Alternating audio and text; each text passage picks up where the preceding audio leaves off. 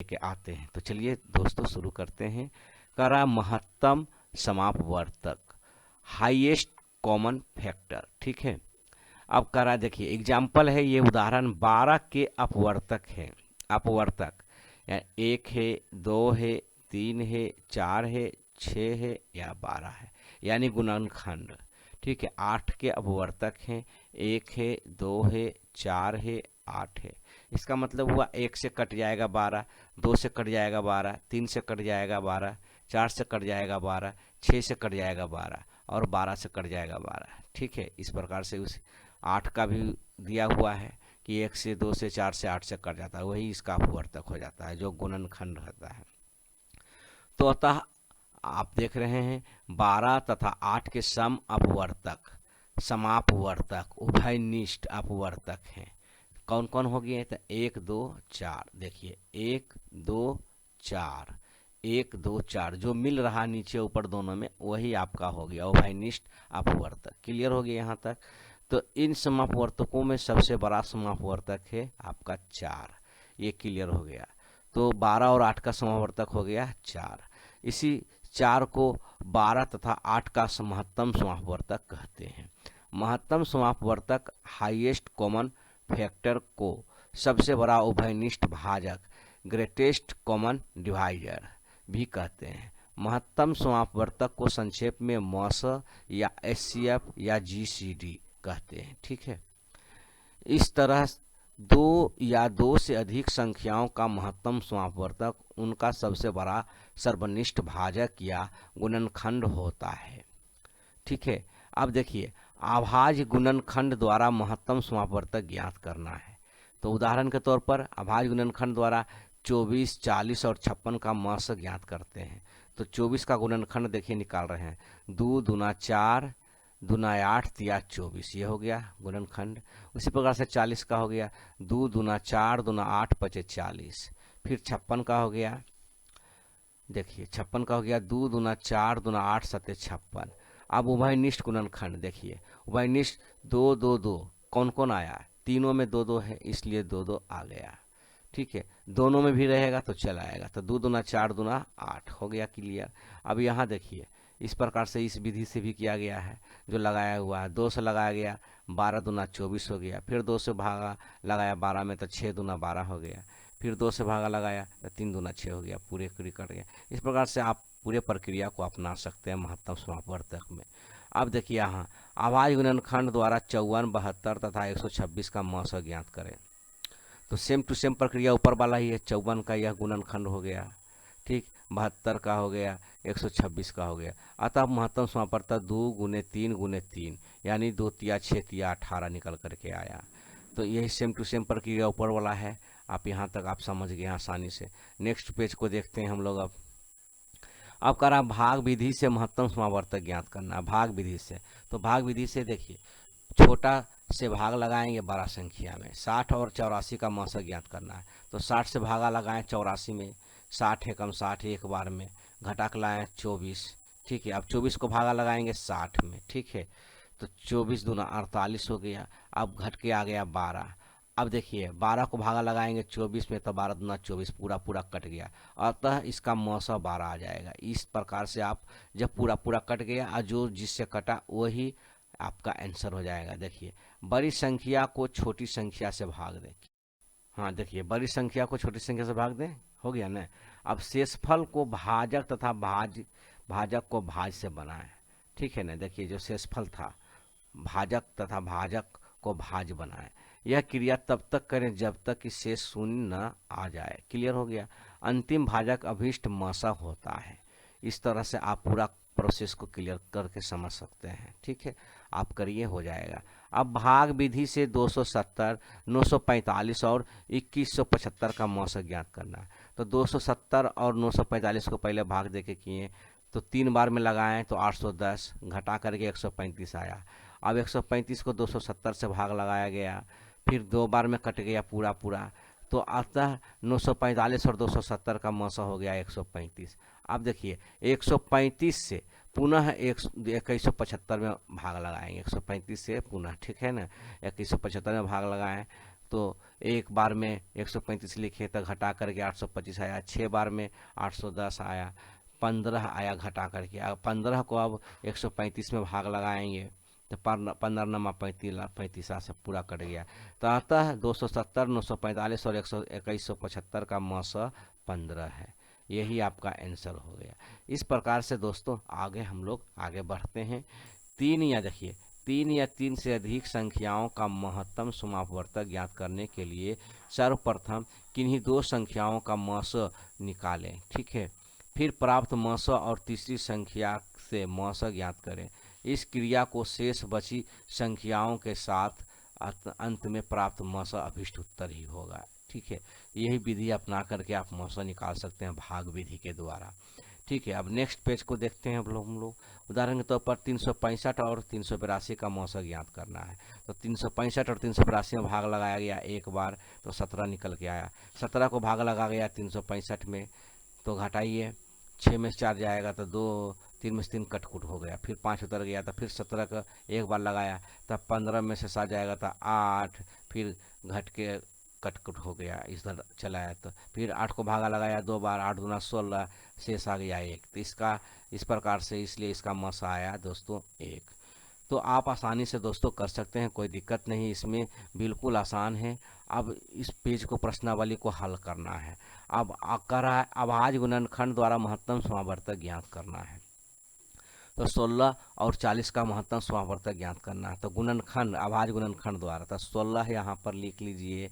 16 का क्या हो जाएगा गुणनखंड, एक बार में कट जाएगा, फिर आपका 2 बार में कट जाएगा, फिर आपका 4 बार में कटेगा, ठीक है, फिर आपका 8 बार में कटेगा, फिर आपका 16 बार में कटेगा। इस प्रकार से गुणनखंड आप निकाल सकते हैं।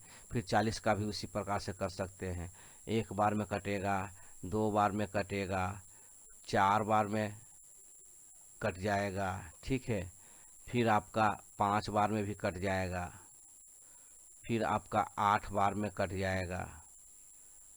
इस प्रकार से आप कर सकते हैं। 10 बार में कटेगा, उसके बाद आपको 20 बार में कटेगा, ठीक है, उसके बाद आपको 40 बार में कटेगा। तो जो इसका आ जाएगा, 2 निकल के आएगा, 4 निकल के आएगा, 8 निकल के आएगा, बाकी तो नहीं निकलेगा। तो 2 चौक 8 दूना 8 64। तो इस प्रकार से आप इसका निकाल सकते हैं। क्लियर है? तो इस सब को आप होमवर्क में ले लीजिए दोस्तों, बिल्कुल आसान है, कर लीजिएगा। करिएगा तो होगा, नहीं करिएगा तो कुछ नहीं होगा। इसको भी भाग विधि द्वारा महत्तम समापवर्तक ज्ञात करना है। 24 को भागा 56 से लगाना है, जो भी आपको शेष बच करके आएगा बलग में भाजक, वही आपका आंसर हो जाएगा। सबको होमवर्क में लीजिए, ये सबको होमवर्क में लीजिए, बिल्कुल आसान है। महत्तम समापवर्तक ज्ञात करें, सबका 32 और 48 से भाग विधि द्वारा भी, गुणनखंड विधि द्वारा भी करिए। जब तक नहीं करिएगा दोस्तों नहीं होगा। लघुत्तम समापवर्त यानी लोएस्ट कॉमन मल्टीपल।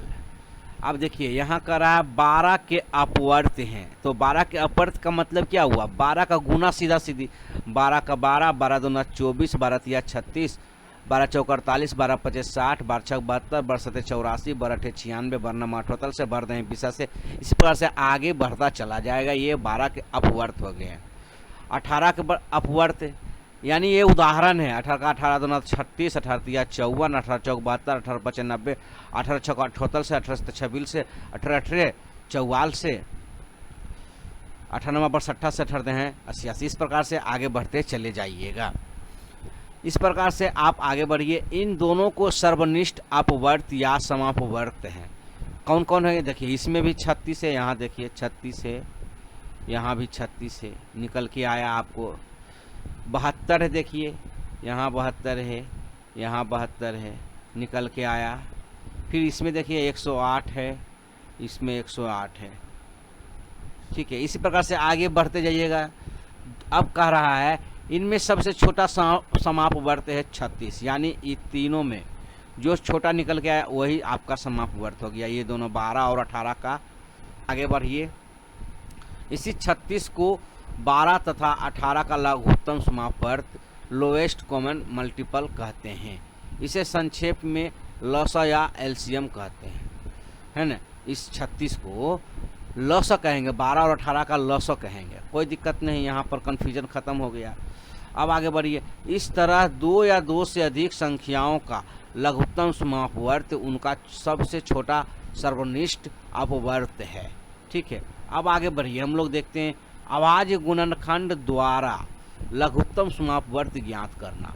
40 और 30 का लस ज्ञात करेंगे तो 40 का अभाज्य गुणनखंड क्या होगा दोस्त हमारे, 2 दूना 4 दूना 8 पचे 40। 30 का अभाज्य गुणनखंड होगा 2 तिया 6 पचे 30।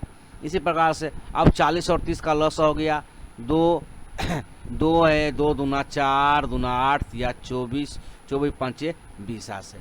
यहाँ विधि को देख लीजिए, यहाँ हम देखते हैं कि कोई अभाज्य गुणनखंड सबसे अधिक कितनी बार आया है, उन्हें एक साथ लिखकर गुना करते हैं। यहाँ 2 अधिक से अधिक 3 बार आया है, 2 अधिक से अधिक कितना बार आया है, देखिए 3 बार आया है, और 3 एक बार आया है, 3 एक बार आया है, और 5 एक बार आया है, 5 एक बार आया है। ठीक है, तो इस प्रकार से दोस्त हमारे क्लियर हो जाता है आंसर।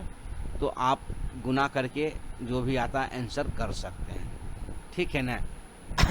आगे बढ़िए, भाग विधि से लघुत्तम समापवर्त ज्ञात करना है। तो 8 12 और 18 का लस ज्ञात करें तो भाग विधि से किया जा रहा है ना लघुत्तम समापवर्त। ठीक है, तो 2 से जो भी लगा 4 दूना 8 6 दूना 12 9 दूना 18 कट गया।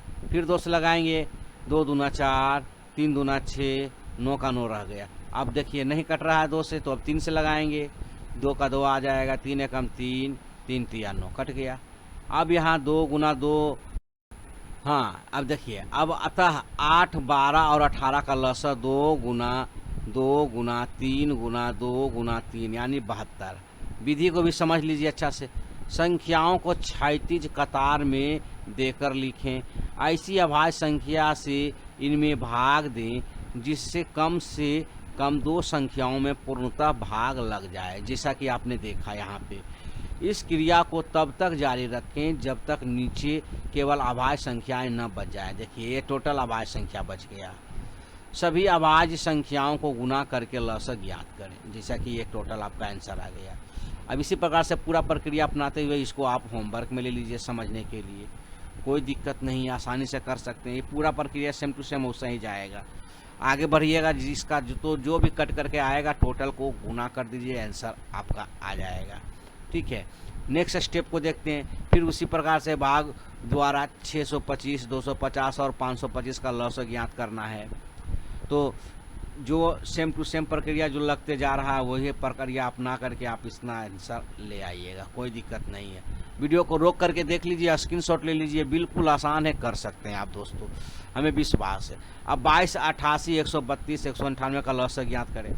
सेम टू सेम प्रक्रिया ऊपर जो भी हमने किया बस वही है, इसको आप कर सकते हैं, बिल्कुल आसान है, करिए, कॉपी पर लिख लीजिए और करिए, हो जाएगा। अब यहाँ आइए, 2 संख्याओं के लघुत्तम समापवर्त और महत्तम समापवर्त के बीच संबंध। अब 4 और 6 का मौसा निकालना है, तो कितना आ गया, 2 आ गया। कैसे आ जाएगा, तो 4 से पहले लगाइएगा, 6 में भाग, 4 एकम 4 बच के आ जाएगा 2। फिर 2 से लगाइएगा 4 में भाग, तो 2 दूना 4 हो गया ना। अब पूरा ये कट गया, तो इसका मौसा आ गया 2, क्लियर है। इसी प्रकार से 4 और 6 का लस हो जाएगा 12, तो 4 और 6 का 12। इस प्रकार से आप ऐसे कीजिए, 2 से लगाइए, 2 दूना 4 2 तिया 6, अब 2 दूना 4 तिया 12, क्लियर हो गया आंसर आपका। इस प्रकार से आप आसानी से दोस्तों कर सकते हैं। ठीक है, अब लस गुने मस बराबर 12 गुना 2 आ गया 24 आंसर, कोई दिक्कत नहीं है। यहाँ करा संबंध, तो आ गया संबंध क्या है। अब देखिए, पहली संख्या गुने दूसरी संख्या, तो 4 गुने 6 बराबर 24, क्लियर हो गया। पहली संख्या गुने दूसरी संख्या हो गया क्लियर। इसी निम्नांकित संबंध प्राप्त होते हैं। संबंध नंबर 1, लस गुने मस, यानी पहली संख्या गुने दूसरी संख्या, अर्थात दोनों संख्याओं का गुणनफल हो गया। ये सूत्र है, याद कर लीजिए। संबंध नंबर 2, लस बराबर दोनों संख्याओं का गुणनफल बटा मस कर दीजिए। ये हो गया संबंध नंबर 2। संबंध नंबर 3 आइए, म स बराबर दोनों संख्याओं का गुणनफल बटा ल स हो गया। अब संबंध नंबर 4, दूसरी संख्या बराबर ल स गुने म स बटा पहली संख्या यानी एक संख्या। ठीक है, इस प्रकार से इससे संबंधित हम लोग प्रश्न को आगे समझ लेंगे, बना लेंगे। अब यहाँ देखिए 24 और 36 का म स ज्ञात करके ल स ज्ञात करें, तो 24 के भागा लगा दिया गया 36 में, 12 आया शेष, फिर 12 को लगा दिया 24 में, तो आपका आंसर हो गया म स 12, यानी 24 और 36 का म स 12 हो गया।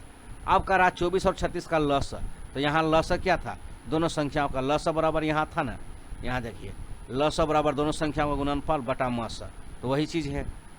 यहाँ पर आइए, दोनों संख्याओं का गुणनफल बटा म स, तो 24 और 36 हो गया, दोनों संख्या हो गया 24 और गुना 36 बटा म स 12 आया था, तो 12 नीचे आ गया।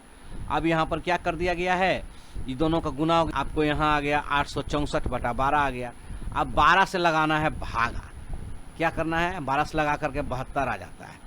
ठीक है, तो इस प्रकार से आप यहाँ पर समझ सकते हैं कि दोस्तों की आंसर किस प्रकार से आ गया है।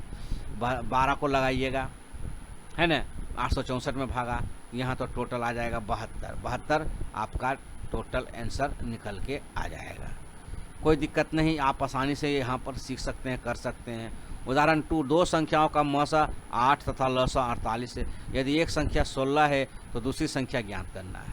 तो दूसरी संख्या बराबर ल स गुना म स है पहली संख्या, तो या तो दूसरी संख्या बराबर 48 गुने 8 बटा 16, बस दोनों का गुना करके 384 16 से भाग लगा दिया था 24 आंसर। क्लियर हो गया। इस प्रकार से दोस्तों आप आसानी से सीख सकते हैं, बना सकते हैं, कर सकते हैं। प्रश्नावली 11, अभाज्य गुणनखंड द्वारा लघुत्तम समापवर्तक ज्ञात करें। तो 5 और 10 का अभाज्य गुणनखंड, तो 5 का क्या हो जाएगा, 1 हो जाएगा और 5 हो जाएगा। ठीक है, इसी प्रकार से 10 का क्या हो जाएगा, 1 हो जाएगा, 1 से कटेगा, 2 से कटेगा और 10 से कटेगा अपने आप, 5 से भी कटेगा और 10 से कटेगा। यहाँ तक क्लियर हो गए। अब दोनों में देखिए कौन कौन आ गया, यानी 2 और 5, इसका सीधा सीधी आंसर आ जाएगा 10, क्योंकि 1 का गुना 1 ही है, 5 दूना 10 सीधा, और 10 कम 10 ही हो जाता है, इसलिए इसका आंसर 10 ही रह जाएगा। इसी प्रकार से 12 को आप करिएगा। 12 का जो आप पिछले वीडियो में देखे हैं, ए में, बी में, सभी में हम अभाज्य गुणनखंड का भी बताए हैं। तो इस प्रकार से आप इसको टोटल को होमवर्क में ले लेकर के बना लीजिए, कोई दिक्कत नहीं है दोस्तों, आप आसानी से कर सकते हैं बिल्कुल। 12 का क्या है, 1 आ जाएगा, 2 से कटेगा, 3 से कटेगा, 4 से कटेगा, 6 से कटेगा, फिर उसके बाद खुद 12 से कटेगा, यानी अपने आप संख्या से। उसी प्रकार से 18 का 1 से कटेगा, 2 से कटेगा, 3 से कटेगा, फिर आप 6 से काटिए इसको, 6 तिया 18, फिर उसके बाद आप 12 से काटिए, 12 से 9 से कटेगा 9 से कटेगा, फिर आप डायरेक्ट आप 18 से काटिए। इस प्रकार से जो मैच करेगा संख्या वही आपका लघुत्तम समापवर्तक हो जाएगा। इस प्रकार से आप आसानी से देख सकते हैं, 2 निकल के आएगा, 3 निकल के आएगा, 6 निकल के आएगा, तो 2 तिया 6, 6 छक 36 आ जाएगा इसका लॉस। कोई दिक्कत नहीं, इस प्रकार से आप आसानी से आंसर निकाल करके कर सकते हैं, करिए, कोई दिक्कत नहीं, आप आसान से कर सकते हैं, बिल्कुल आसान है। अब इसमें भी है महत्तम समापवर्तक। अब महत्तम समापवर्तक के लिए दोस्तों क्या करना है, लघुत्तम समापवर्तक ज्ञात करें। 15, 20, 25, तो 15 लिखिए, 15 लिखिए, फिर 20 लिखिए, ठीक है, फिर 25 लिखिए, 25, कोई दिक्कत नहीं। अब इसको ऐसा काटिए कि कम से कम 2 कटे, तो 2 से कटेगा, 2 नहीं कटेगा, 3 से नहीं कटेगा, 5 से लगाते हैं, 5 से कटेगा, 5 तिया 15, 5 चौका 20, 5 25। ठीक, अब देखिए, तो 5 तिया 15, 15 चौका 60, 6 पचे 300, यानी इसका आंसर क्या आ जाएगा दोस्तों, बिल्कुल आसान है। इसका आंसर डायरेक्ट आप निकाल करके 300 ले आइएगा, क्योंकि जितना कम से कम 2 कटना चाहिए, इस प्रकार से आप आसानी से निकाल सकते हैं, सभी का निकाल सकते हैं। बिल्कुल आसान है, एक बार करिए, इस सब को होमवर्क में ले लीजिए। बिल्कुल आसान है। यदि आपको विश्वास नहीं है तो एक और करके देखिए। 20 है, 40 है और 60 है, इस सब का निकालते हैं। 20 देखिए, 20 लिखिए, 20 है, ठीक है, फिर 40 है, फिर 60 है। अब इसको काटिए, कम से कम एक बार में 2 कटना चाहिए। तो 10 दूना 20 कट गया, 20 दूना 40 कट गया, 30 दूना 60 कट गया, ठीक है। फिर 2 से लगाइए, फिर 2 से लगाइए, 5 दूना 10 कट गया, 10 दूना 20 कट गया, फिर 15 दूना 30 कट गया। अब देखिए 2 से कटेगा, 2 नहीं कटेगा, आप डायरेक्ट 5 से लगाएंगे, 5 से लगाएंगे, 5 से लगाइए। देखिए 5 एकम 5 हो जाएगा, 5 दूना 10 हो जाएगा, 5 तिया 15 हो जाएगा। अब इस सबको गुना कीजिए, 2 दूना 4 पचे 20 दूना 40 और 40 तिया 120। इस प्रकार से दोस्तों हम आसानी से निकाल सकते हैं सभी का। इसका आंसर क्या आ जाएगा? 120। 120, कोई दिक्कत नहीं, आप आसानी से बना सकते हैं। समस्या तो थोड़ा बहुत आएगा, तो बिना मेहनत किए दोस्तों कुछ नहीं मिलता है। बिना मेहनत किए दोस्तों कुछ नहीं मिलता है, थोड़ा सा मेहनत करना पड़ेगा। फिर इसको आप बनाइए, सभी को बारी बारी से इसी प्रकार से बनाइए। ये हो गया लघुत्तम समापवर्त, कर लीजिएगा। अब करा देखिए, म से निकाल कर ल से ज्ञात करें। तो 12 और 30 का म से निकालने के लिए क्या करेंगे? 12 से 30 में भागा लगा देंगे, ये हो गया 30, ठीक है। तो 12 एकम 12 हो गया, 12 दूना 24 लगा दीजिए, 12 दूना 24 कट जाएगा, 12 दूना 24 करके आप 6 आ जाएगा, बाकी ये कट गया। फिर आपको 12 में लगाइए, तो 6 दूना 12 में पूरा कट गया। तो इसका क्या आ गया ना, कोई दिक्कत नहीं, आप आसानी से कर सकते हैं। 6 आ गया। उसके बाद कर रहा है लसा निकालने। तो लसा निकालने के लिए क्या होता है? मस गुने लस बटा मस, पहली संख्या गुने दूसरी संख्या, इसके अनुसार से निकाल करके डायरेक्ट आपका आंसर आ जाएगा दोस्तों। बिल्कुल आसान है, 60 आ जाएगा, करिएगा, हो जाएगा। इसके पहले हम वीडियो दिए हैं, आप आसानी से कर लीजिएगा, बिल्कुल आसान है। इस सब को होमवर्क में लीजिए। देखिए, 2 संख्याओं का म 28 तथा ल 336 है। यदि एक संख्या 112 है तो दूसरी संख्या ज्ञात करें। बिल्कुल आसान है, कोई दिक्कत नहीं, सब कर सकते हैं। दूसरी संख्या बराबर हो जाएगा म से गुने ल से अब बटा पहली संख्या। इस प्रकार से आप जो भी आंसर आएगा काट उठ के आपका आंसर निकल जाएगा। इस सब को होमवर्क में लीजिए, बिल्कुल आसान है दोस्तों, कर सकते हैं, करिए। चलिए अब देखिए, महत्तम समापवर्तक एवं लघुत्तम समापवर्तक के संबंध समस्याएं हैं। वह सबसे बड़ी संख्या बताएं जिसमें 55, 35 तथा 2009 विभाज्य हो। तो अभी सबसे बड़ी संख्या क्या? 55, 35 तथा 2009 का म से क्या होगा?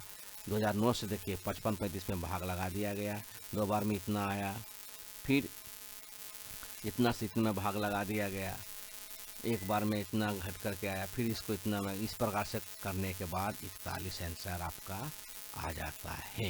यही संबंधित है, बिल्कुल सही है, बिल्कुल आसान है। इस प्रकार से आप पूरे स्टेप को बना सकते हैं बारी बारी से, सेम टू सेम प्रोसेस अपनाते हुए। सबसे छोटी संख्या बताएं जिसमें 64, 36, 160 से पूरा भाग लग जाए। तो 64, 36 में बारी बारी से लघुत्तम समापवर्तक निकाला गया, तो अभीष्ट उत्तर आपको सबसे छोटी संख्या निकल के ये आपका आ जाएगा आंसर। इसी प्रोसेस को आप अपनाते हुए आगे बढ़ते जाइएगा। 4 अंकों की सबसे बड़ी संख्या ज्ञात करें जो 40, 48 और 60 से विभाज्य हो। बिल्कुल आसान है, इसको करते हुए आप आगे बढ़ते चले जाइए, यही आंसर आ जाएगा आपका। इस प्रकार से आप आसानी से कर सकते हैं, कोई दिक्कत नहीं है, बिल्कुल आसान है, करिए तो होगा, नहीं करने से कुछ नहीं होगा। 5 अंकों की सबसे बड़ी संख्या बताएं जो 60, 80, 90 से विभाज्य हो। तो लसा निकाल लीजिए, आपका टोटल निकल जाएगा 5 अंकों की संख्या। तो 5 अंकों की सबसे बड़ी संख्या ये घटा करके छोटी संख्या का रहा है, निकल जाएगा, सबसे भागा लगा दीजिए, आंसर आ जाएगा। बिल्कुल आसान है, करिए, सब बिल्कुल आसान है। वह सबसे बड़ी संख्या बताएं जिससे इतना इतना का भाग देने पर क्रमशः 1, 2 और 3 शेष बचे, तो घटा करके 36 आ गया, 56 में घटा करके 2 आ गया, इतना इतना, उसके बाद भाग लगा दीजिए, आंसर आ जाएगा। बिल्कुल आसान है। ठीक है दोस्तों, करते रहिए, बढ़ते रहिए, पढ़ते रहिए, बढ़ते रहिए, करते रहिए, मज़ा आ जाएगा। 30, 40, 50, 60 का लस ज्ञात करिए, ये सब टोटल आंसर आ जाएगा। बिल्कुल आसान है, करिए, कोई दिक्कत नहीं। सर्वप्रथम दिए गए संख्याओं का लस ज्ञात करें, सभी का आंसर है, सबको आसानी से बढ़िया से आप सीख सकते हैं। पंचांगों की बड़ी सबसे बड़ी संख्या ज्ञात करें, ये बिल्कुल आसान है, कोई समस्या है ही नहीं, सभी को करते हुए आप आसानी से बना सकते हैं। वह सबसे बड़ी संख्या बताएं जिससे 14, 35 और 10, 80, 85 भी भाज्य हो। तो जब तक आप करिएगा नहीं दोस्तों, जब तक कुछ नहीं होगा। इसका करने के बाद आपको इसका आंसर 35 आ जाएगा। बिल्कुल आसान है, करिए। वह सबसे बड़ी संख्या बताएं जिससे 14, 35 और 10, 85 भी भाज्य हो। ये सब को होमवर्क में ले लीजिए, बिल्कुल आसान है, करिए तो होगा, नहीं करने से कुछ नहीं होगा। सब करा हुआ सबसे बड़ी संख्या बताएं जिससे 36, 3, 72 और 78, 806 भी भाज्य हो। बिल्कुल आसान है। इस सब को करने से डायरेक्ट अपना पहली संख्या उन्हें दूसरी संख्या बटा लसक उन्हें मसक करके अपना काम कर दीजिएगा, कोई दिक्कत नहीं। सबको आसान है, सब को होमवर्क में ले लीजिए, बिल्कुल आसान है।